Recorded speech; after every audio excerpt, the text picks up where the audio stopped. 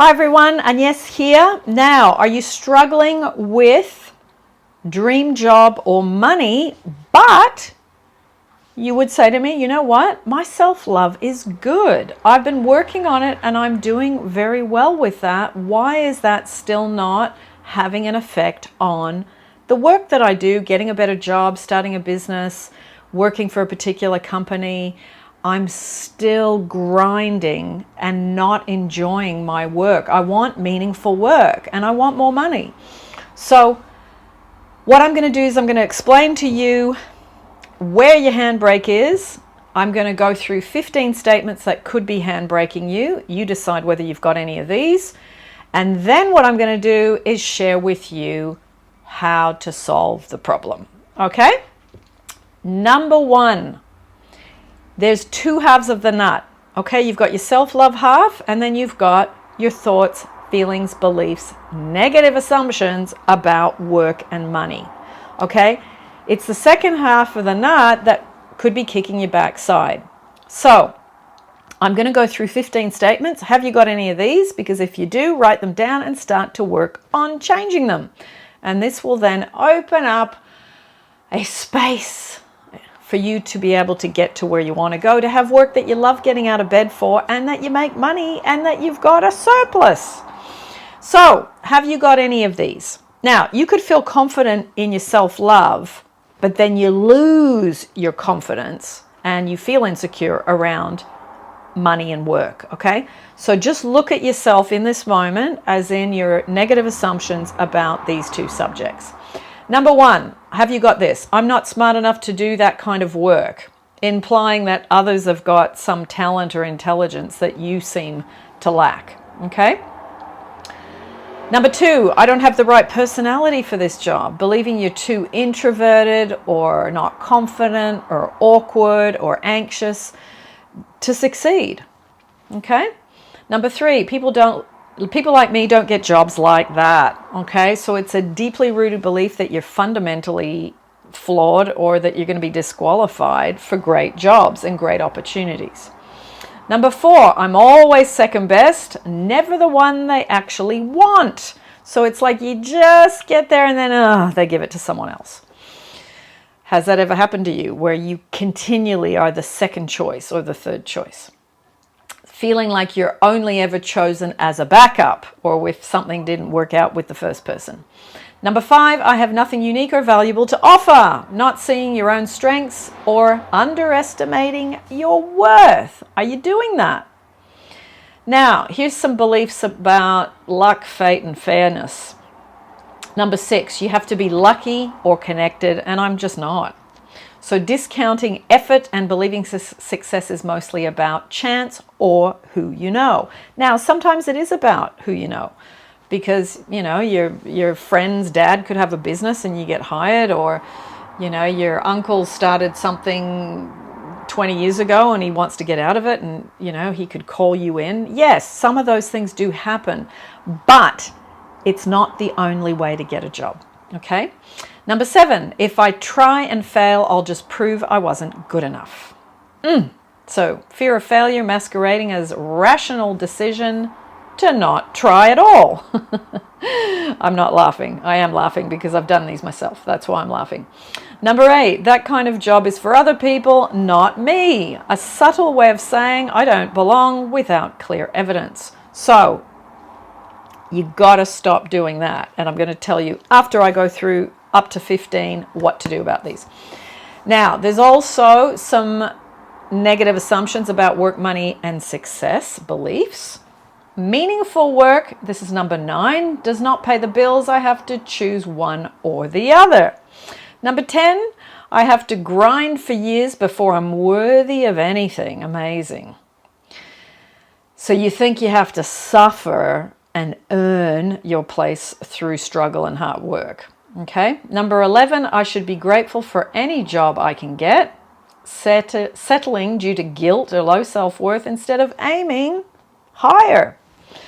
Now, the next one's beliefs about where you live and opportunities. So number 12, no one around here does that kind of work. Believing your location limits your potential even in a digital world. Now, Maybe that's true for certain industries, but a lot of things you can do remotely. A lot of things you can travel a little bit. You can do contract work and then come back home. There are ways to get around this, okay? 13, I have to move far away or completely start over to get that job. So you're creating a barrier that may not be as immovable as it seems. Now, the last two are more comparison and external validation ones. So 14, other people are more qualified. Why would they pick me? So you're putting yourself down low, above and under other people that you think are above you. So you're assuming you're in constant competition and always in the losing position.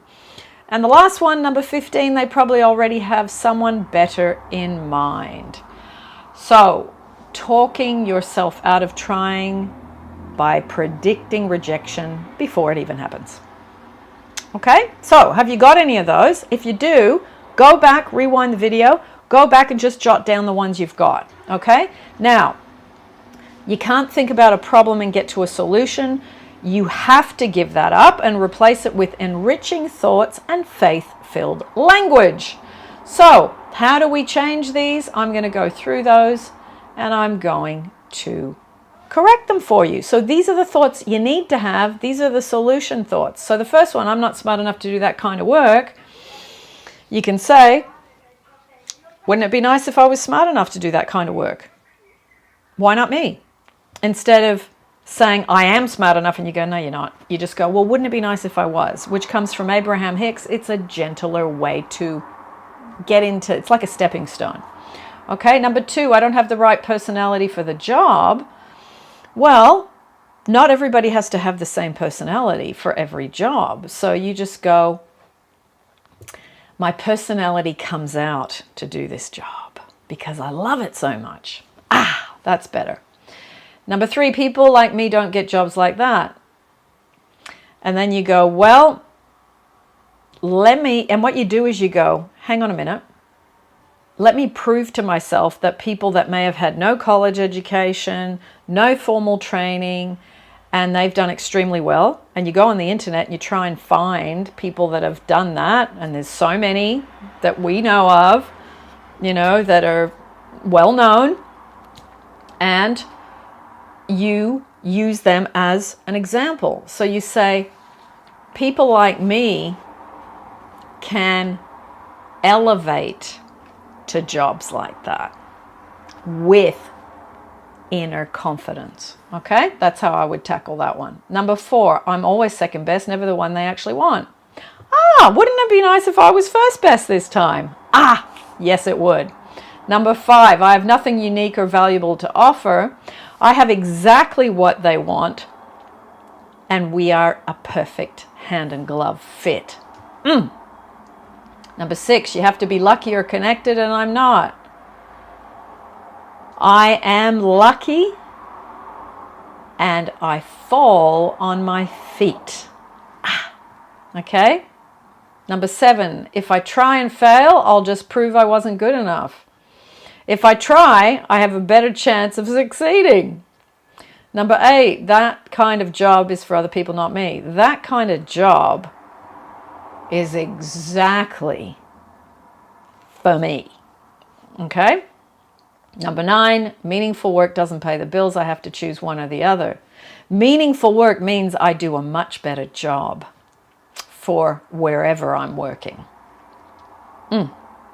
I can have both. I would add that at the end. Number 10, I have to grind for years before I'm worthy of anything amazing. I am worthy and can slide into the most incredible job if I am open to it. Okay? Number 11, I should be grateful for any job I can get. So I am grateful for the best job I've ever had. Elevate yourself to believe that the best job you've ever had can be for you. Okay? Now, 4 more. No one around here does that kind of work. I love being the first one around here to do that kind of work. 13. I'd have to move far away to completely start over to get that job.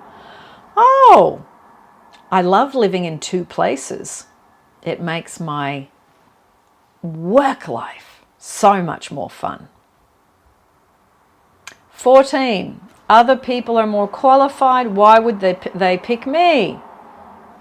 I love that they pick me, despite my qualifications. You can get to that point where you believe that. It's happened to me a few times. 15, they probably already have someone better in mind. I love how they have me in mind.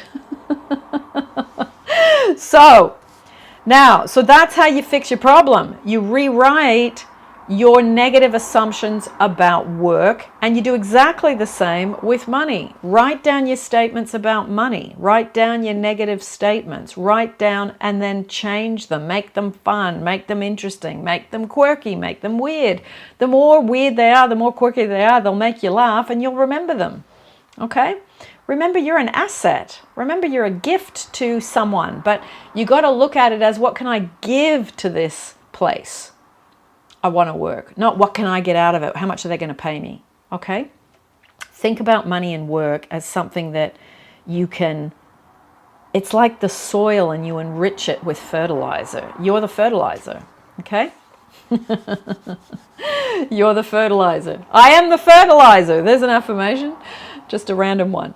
So, again, write it down.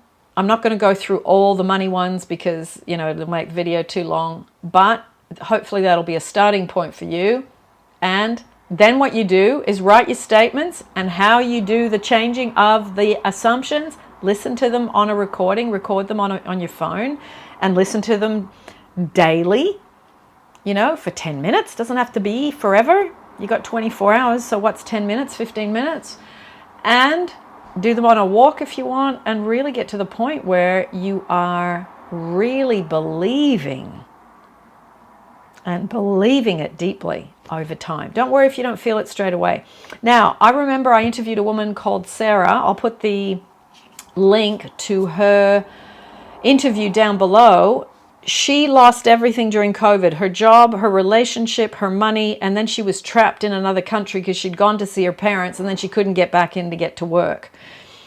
She was so wiped out and leveled mentally and emotionally that I'm just writing down Sarah's interview so I remember to put it in the description for you. She did one affirmation and she did, I am wanted. She did that for an hour a day on her walk. One affirmation she did. She ended up with a better job.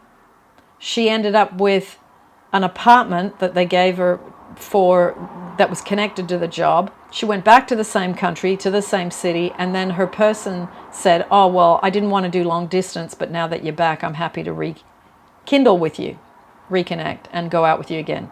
So she reassembled her whole life. So that interview is fabulous. I'll put it down below for you. That's it for Today. I'll put the Dream Job Meaningful Work playlist for you down below. I'll put the money playlist down below for you as well.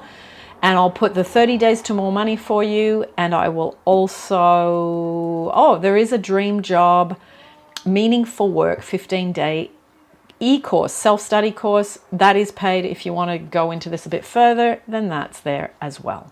Lots of love, everyone, and I'm going out for my walk to do my affirmations. See you in the next YouTube. Thank you to MK. You know who you are. You requested this, and here it is.